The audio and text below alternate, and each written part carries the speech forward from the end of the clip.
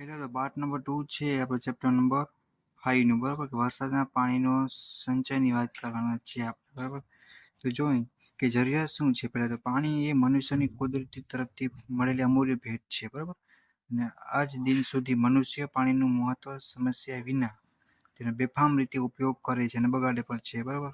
પાણીનો તમે જુઓ તો બગાડ પણ એટલી બધો ઘણી બધી જગ્યાએ થતો હોય છે બરાબર. અને અટકાવવા માટે ઘણા બધા અભિયાન પણ ચાલુ હોય છે. પણ એમાં અમુક લોકો અમલ કરતા હોય છે, અમુક નથી કરતા બરાબર. પરંતુ હવે પાણીના મૂલ્યને સમજીને તેનો કરકસર પૂર્વક ઉપયોગ કરવાનો સમય પાકી ગયો છે. એટલે કે હવે આપણે બહુ વધારે પાણીને બગાડશું બરાબર, તો હવે આપણે જરૂરિયાત સમયે પાણી નહીં મળે અથવા અછત ઊભી થશે એવું કહેવા માંગે છે બરાબર. તો બ્રહ્માંડમાં માત્ર પૃથ્વી ઉપર જે પાણી પ્રાપ્ત છે અને તેથી જીવન શક્ય છે બરાબર. અને પૃથ્વીની સપાટીના આશરે 71% ભાગ પાણીથી ઢંકાયેલો છે બરાબર. પૃથ્વીનો ભાગ છે એમાંથી આશરે 71% જેટલો ભાગ છે એ પાણીમાં ઢંકાયેલો છે બરાબર. જ્યારે 29% ભાગ ખુલ્લી જમીન છે જેમાં આપણે બધા રહીએ છીએ બરાબર. પરંતુ પાણીના કુલ વિસ્તાર પૈકી માત્ર 1% પાણી જે પીવા લાયક છે. 71% પાણી છે એમાંથી 1% છે એ જ પીવા લાયક છે બરાબર. તો તમે સમજી શકો છો પાણીની વેલ્યુ કેટલી બરાબર. જોઈએ એટલું આપણે પાણીનો યુઝ કરવું જોઈએ. તો આપણા દેશમાં વરસાદ ખૂબ જ અનિયમિત છે. દેશના ઘણા ભાગોમાં વારંવાર દુષ્કાળ પડે છે બરાબર. તો ઘણા ભાગોમાં પૂર આવે છે. વરસાદના પાણીનો સંચય કરવામાં આવે તો આ પાણીને ઉનાળા અને પાણીની અછતવાળા સમયમાં પીવા માટે ઉપયોગ લઈ શકાય છે બરાબર. મતલબ એક ફકરો આ બીજો અને ત્રીજો તમે એટલી સામાન લખી શકો છો બરાબર. પછી આપણે જોઈએ આગળ કે વરસાદના પાણીના સંચયની રીતો આવશે, મેથડ છે બરાબર, એ જોવાની છે કે વરસાદના પાણીની સંચયની મેથડો કઈ છે. જો 2 વાર પૂછાયેલો પ્રશ્ન છે બરાબર. ઘણી વાર પૂછતા હોય કે લિસ્ટ બનાવો અને કોઈ પણ એક સમજાવો, અથવા જરૂરિયાત પૂછે વરસાદના પાણીના સંચયની કે પાણી કેમ બચાવવું જોઈએ તો એ પણ લખવાનું ને આ પણ પૂછી શકે. તો પેલા ચેક ડેમ છે. કેટલી રીતે કે ચેક ડેમ દ્વારા કરી શકો તમે. ખેત તલાવડી છે, પેરકોલેશન ટેન્ક છે, તળાવો છે, છાપરા સંચય છે બરાબર. વનસ્પતિ આવરણ તથા વૃક્ષોની વાવણી દ્વારા નાના પાવલિંગિંગ દ્વારા પણ કરી શકો છો. ટોટલ આપણે જોવા જઈએ બરાબર તો 7 મેથડ છે કે જેના દ્વારા આપણે શું કરી શકીએ, પાણીનો બચાવ કરી શકીએ બરાબર, અથવા સંચય કરી શકીએ છીએ બરાબર. તો આ ચેપ્ટરમાંથી આ પણ ઇમ્પોર્ટન્ટ છે અને ઘણીવાર કોઈ પણ એક વિષય પૂછાતું બરાબર. તો પેલું ચેક ડેમ છે. બેઝિક આપણે જાણીએ કે ચેક ડેમ એટલે નદી કે ઝરણા ઉપર બાંધેલા નીચી ઊંચાઈનો આડબંધ આવશે બરાબર. તો તમે આ એક ઇમ્પોર્ટન્ટ છે. નદી કે ઝરણા ઉપર નીચી ઊંચાઈનો સિમેન્ટ, કોંક્રીટ, ઈંટો, પથ્થર વગેરેનો આડબંધ બાંધી પાણીનો પ્રવાહને રોકી રાખવામાં આવે છે બરાબર. ઘણા લોકોએ જોયું પણ હશે. અને આ રોકેલ પાણી જમીનમાં ઉતરે છે અને રિચાર્જ થાય છે બરાબર. અને ઉપરાંત આ પાણીની સિંચાઈ માટે ઉપયોગ પણ ફિગર આપી છે ચેક ડેમની કે ખરેખર કેવું ચેક ડેમ હોય છે બરાબર. તમે ઇઝીલી ડ્રો પણ કરી શકો છો અને ફિગરમાં પણ સિમ્પલી સમજાઈ જાય બરાબર. બીજા નંબરનું છે ખેત તલાવડી છે. એ જોઈએ આપણે કે આ રીતમાં ખેતરમાં કે પડતર જમીનમાં આશરે 15 મીટર ગુણ્યા 20 મીટર અથવા 15 બાય 20 નો આડો ખાડો ખોદવામાં આવે છે અને ખાડાની ઊંડાઈ આશરે 1.5 થી 2.0 મીટર જેટલી હોય છે બરાબર. અને ખાડાને ફરતે પાળો બાંધવામાં આવે છે. ચોમાસામાં વરસાદના પાણીને વહેતું અટકાવી ખાડામાં સંગ્રહ કરવામાં આવે છે બરાબર. અને આ પાણીને જમીનમાં ધીરે ધીરે અંશરવણ પામી વોટર ટેબલ ઊંચું લાવવામાં મદદરૂપ થાય છે બરાબર. તલાવડીના જમીનના મહત્તમ અને ન્યૂનતમ લેવલમાં બહુ ફેર ન હોય, ના લેવલમાં વધુ ફેરફાર હોય તો પાળાની ઊંચાઈમાં વધારો કરવો પડે જેથી ખર્ચ પણ વધે છે. બેઝિક તલાવડી હતી જે લોકો ગામડામાં હશે એટલી જ આઈડિયા હોય છે બરાબર.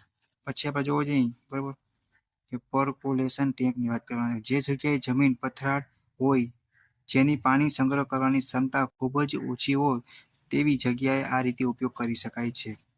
પરકોલેશન ટેન્કનું કાર્ય નદીના નાકામાં વહી જતા પાણીને રોકવા જમીનમાં ઉતારવું છે. તે ચેક ડેમના સિદ્ધાંત ઉપર કાર્ય કરે છે. પરકોલેશન ટેન્કમાંથી સિંચાઈ માટે કેનાલની વ્યવસ્થા પણ હોતી નથી બરાબર. તળાવની વાત કરીએ આપણે ચોથા નંબરનું કે આ રીતમાં ચોમાસામાં પહેલા ગામડાના સૂકા તળાવોના તળિયેથી કાપ સાફ કરીને તળાવને ઊંડું કરવામાં આવે છે બરાબર. અને ચોમાસામાં દરમિયાન તળાવ પાણીથી ભરાઈ જાય છે અને પાણી જમીનમાં ઉતરી રિચાર્જિંગ થાય છે બરાબર. અને પાણીના વધુ રિચાર્જિંગ માટે તળાવના તળિયેના ચોમાસામાં પહેલા ઊંડું કરવું અને કાપ મુક્ત કરવું છે બરાબર. અને ખોદીને આપણે વ્યવસ્થિત માટી હોય કાઢવી પડે અને ઊંડું પણ કરવું પડે છે.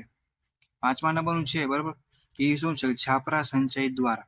એટલે એનો મતલબ શું થાય કે ચોમાસામાં વરસાદનું પાણી નકામું વહી જાય તેના બદલે તેને સાચવીને સંગ્રહ કરવાથી ઉનાળામાં પાણીની ચિંતા ઘટે અને શહેરીના વિસ્તારમાં વરસાદના પાણીને સાચવવાનો ઉપાય એટલે કે ભૂગર્ભ જળ ટાંકા. બરાબર. જમીનની અંદર ટાંકા બનાવીને વરસાદનું પાણી સાચવવાથી પાણી દૂષિત થતું નથી તથા ઉનાળામાં ચોખ્ખું સલામત પીવાનું પાણી મળી શકે છે. બરાબર. હવે તો તમે જોયું હશે કે જમીનમાં હોય એ ટાંકો બનાવવામાં આવે છે. બરાબર. અત્યારે કોઈ પણ કન્સ્ટ્રક્શન કામ થતું હોય મકાનનું એની સાથે જ આપણે વોલ અથવા કોઈ પણ હેઠે ટાંકો હોય છે ઉપર એનું આપણે કહેવાય ને છત હોય અથવા મકાન હોય છે અથવા દિવાલ હોય છે અને ટાંકો પણ બનાવી દેવામાં આવે છે સાથે સાથે. બરાબર. એ લોકો ગામડામાં હશે એટલી એને પણ ખબર હશે વધારે પડતી. મોસ્ટ ઓફ આ સિસ્ટમ હવે બધા યુઝ થવા માંડી છે વધારે પડતી. તો આ માટે ચોમાસામાં પહેલા ઘરના આંગણામાં જમીનની અંદર વોટરપ્રૂફ સિમેન્ટના ચણતરવાળો ટાંકો બનાવવામાં આવે છે. જોયું આ લાઈન પણ ઇમ્પોર્ટન્ટ છે. મેં તમને કીધું એ પ્રમાણે તેમાં સાચવેલું પાણી બગડે નહીં તે માટે તેમાં ધૂળ કચરો જીવજંતુ બહારની હવા કે સૂર્યપ્રકાશ ન જાય તે માટે ટાંકો ચારે બાજુએથી હવા ચુસ્ત બંધ રહે તે જોવામાં આવે છે. બરાબર. માત્ર સાફ સૂફી માટે અંદર ઉતરી શકાય વપરાશમાં લેવા પાણી લઈ શકાય માટે ટાંકા ઉપર નાના ઢાંકણાવાળો ભાગ રચાય છે. બરાબર. તમે જોયું હશે ચોરસ અથવા કહેવાય ને કે ગોલ ટાઈપનો ભાગ એક મૂકવામાં આવે જગ્યા અહીંયાથી આપણે અંદર જઈ શકીએ આવી શકીએ. બરાબર. સાફ સફાઈ માટે વગેરે કોઈ પણ કામ માટે. તો આ હતું આપણું કે છાપરા સંચય દ્વારા પદ્ધતિ. બરાબર. આપણે ઘરમાં કે કોઈ પણ ફળિયામાં ટાંકો હોય જમીનમાં એને છાપરા સંચય દ્વારા કરી શકાય. બરાબર. સિમ્પલી મેથડ છે. નેક્સ્ટ ટોપિક છે ગ્રીન બિલ્ડિંગ. બરાબર. કે આપણા પૂર્વજો કુદરતના 5 તત્વોની પૂજા કરતા જેમાં પૃથ્વી પેલું જળ અગ્નિ વાયુ આકાશનો સમાવેશ થાય. બરાબર. આપણે જોઈ કે એક એવું બિલ્ડિંગ છે જેમાં કુદરતના 5 તત્વોનો સિસ્ટમ ઉપયોગ કરવામાં આવે છે જેથી બિલ્ડિંગની ડિઝાઇન બાંધકામ ઓપરેશન મરામત બરાબર વગેરે બધું આવી જાય. જોઈએ આપણે પેલું ઓછી ઉર્જા વપરાય, ઓછું પાણી વપરાય, પર્યાવરણને ઓછું નુકસાન થાય, વેસ્ટ મટીરિયલનો પૂર્ણ ઉપયોગ થાય, ઓછું વેસ્ટ મટીરિયલ પેદા થાય અને તેની સાથે બિલ્ડિંગના વપરાશકારોને તાજું અને તંદુરસ્ત પર્યાવરણ મળી રહે. ગ્રીન બિલ્ડિંગ શબ્દ માત્ર પેદાશને લાગુ પડતો નથી પરંતુ બિલ્ડિંગની ડિઝાઇન ઓરિએન્ટેશન બાંધકામ લેન્ડસ્કેપિંગ વપરાશ મરામત વગેરેને પણ લાગુ પાડી શકાય છે. બરાબર. તો ગ્રીન બિલ્ડિંગના મુખ્ય ઉદ્દેશ એવો હોય કે સંસાધનોનો ઉપયોગ કરવો કે જેથી પર્યાવરણને ઓછામાં ઓછું નુકસાન થાય અને બિલ્ડિંગની સુંદરતા તથા તેની આસપાસના પર્યાવરણ વચ્ચે સુમેળ જળવાઈ રહે. જેમ બને પર્યાવરણને ઓછું નુકસાન થાય એવો આનો ઉદ્દેશ્ય છે કે તો આપણે ગ્રીન બિલ્ડિંગનો. બરાબર.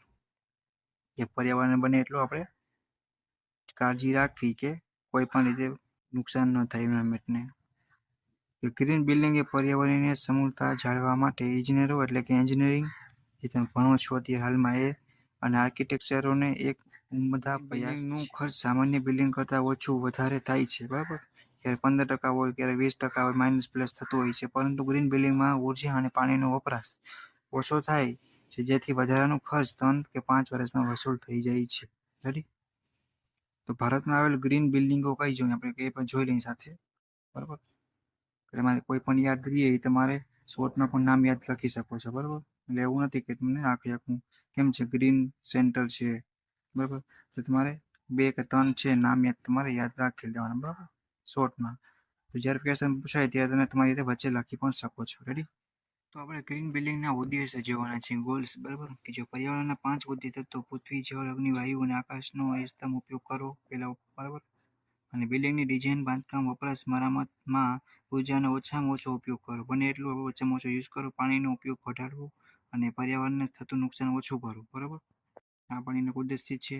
પછી જોઈએ બાંધકામમાં વેસ્ટ મટીરિયલનો પુનઃ ઉપયોગ કરવો. બરાબર. બાંધકામમાં પેદા થતા વેસ્ટ મટીરિયલનું પ્રમાણ ઘટાડવું, ગ્રીન હાઉસ ગેસનું ઉત્પાદન પણ ઘટાડવું, પર્યાવરણની સમતુલના પણ જાળવી રાખવી, બિલ્ડિંગના વપરાશકારોને તાજું અને તંદુરસ્ત પર્યાવરણનું પૂરું પાડવું અને સ્થાનિક મટીરિયલ લોકલ મટીરિયલ્સ બાંધકામમાં પ્રોત્સાહન આપવું. બરાબર. આ એના ગોલ્સ હતા કેના તો આપણે જે ગ્રીન બિલ્ડિંગના. બરાબર. તો તમારે એટલીસ્ટ તમને મોટો ક્વેશ્ચન પૂછ્યો હોય તો તમે પણ લખી શકો. આપણે ફાયદા જોવા જાય તો એ પણ 2 વાર પૂછાયેલા છે. બરાબર. તો આર્થિક ફાયદા શું છે ઇકોનોમિક. બરાબર. તો ગ્રીન બિલ્ડિંગમાં આશરે 25 થી 30 જેટલો ઉર્જા વપરાશ ઓછો થાય. ગ્રીન બિલ્ડિંગમાં 20 થી 30 જેટલા ઓછા પાણીની જરૂર પડે, જેનાથી ઓપરેટિંગ ખર્ચ ઘટે. ગ્રીન બિલ્ડિંગમાં વેસ્ટ મટીરિયલનો પૂર્ણ ઉપયોગ થાય એ પણ એનો ફાયદો છે. ગ્રીન મટીરિયલના લીધે વેસ્ટ મટીરિયલનું ઉત્પાદન ઘટે, કર્મચારીઓની ઉત્પાદકતાના સંતોષ વધે. બરાબર, આપણે તમે 5 યાદ રાખી લ્યો તો પણ આરામથી થઈ જાય. બરાબર, 5 ના ફાયદા આવશે આમાંથી, અને 5 છે એ પર્યાવરણને લગતા ફાયદામાંથી જોવાના છે. નિવાસન તંત્ર અને જૈવ વૈવિધ્યમાં સુધારો પણ થાય, અને પાણી અને હવાની ગુણવત્તા સુધરે, અને સોલિડ વેસ્ટનું પ્રમાણ ઘટે. બરાબર, અને કુદરતી સંસાધનોનું સંરક્ષણ પણ થાય, અને પાણીનો વપરાશ પણ ઘટે. તો 5 તમારે યાદ રાખવાના ફાયદા. કઈ રીતે? તો પર્યાવરણને લગતા આવશે. ઓલા હતા આપણે આર્થિક ફાયદા હતા. બરાબર, અને ઓલાની કેરેક્ટરિસ્ટિક હતી. રેડી? પછી જોઈએ આપણે ગ્રીન બિલ્ડિંગની લાક્ષણિકતા અથવા સિદ્ધાંત, એટલે કે પ્રિન્સિપલ. તો આપણે જોવા જઈએ તો તમને 1, 2, 3, 4, 5, 6 આપ્યા છે. બરાબર, આ 6 એક ટાઈપના પ્રિન્સિપલ એવા છે ફ્યુચર. બરાબર, કે તમને શોર્ટમાં પૂછી શકે. બરાબર, અથવા શું કરે કે લિસ્ટ બનાવો અને કોઈ પણ 1 અથવા 2 સમજાવો, તો તમે તમારી રીતે એટલીસ્ટ નામ તો તમને આવડી જવા જોઈએ. બરાબર, કોઈ પણ 2 યાદ રાખી લેવાના. મટીરિયલ એફિશિયન્સી છે, એનર્જી એફિશિયન્સી છે. બરાબર, સીટ સિલેક્શન છે, વોટર એફિશિયન્સી છે, ડિઝાઇન એફિશિયન્સી વગેરે કોઈ પણ તમે એટલીસ્ટ 3 થી 4 નામ તો તમે યાદ રાખી શકો. બરાબર, પછી તમારે કોઈ પણ 2 કે 3 તમારે યાદ રાખી લેવાના. રેડી?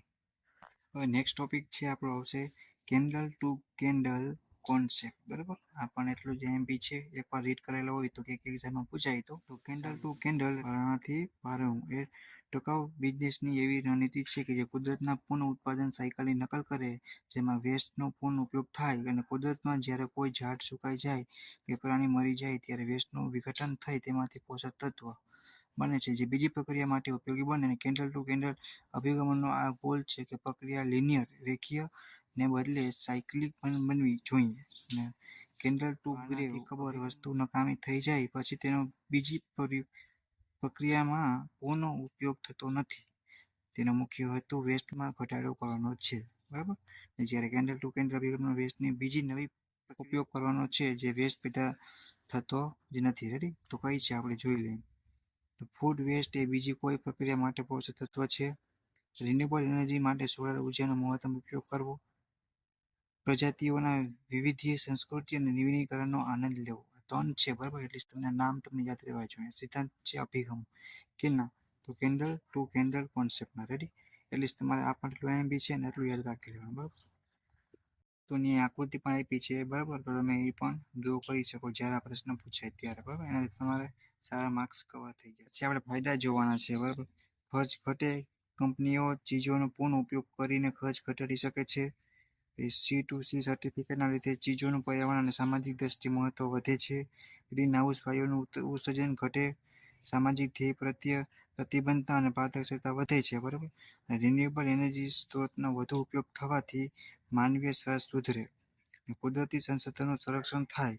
વેસ્ટ ઘટે અને સલામત પ્રોડક્ટ મટીરિયલ પ્રાપ્ત થાય છે. બરાબર, સાતનું રિન્યુએબલ એનર્જીનો વધુ ઉપયોગ થવાથી પર્યાવરણ પ્રદૂષણ ઘટે છે, અને જળ પરિવર્તન ઘટે, અને અશ્મિજન્ય બળતણો ઉપરની નિર્ભરતા ઓછી થાય છે. આ એના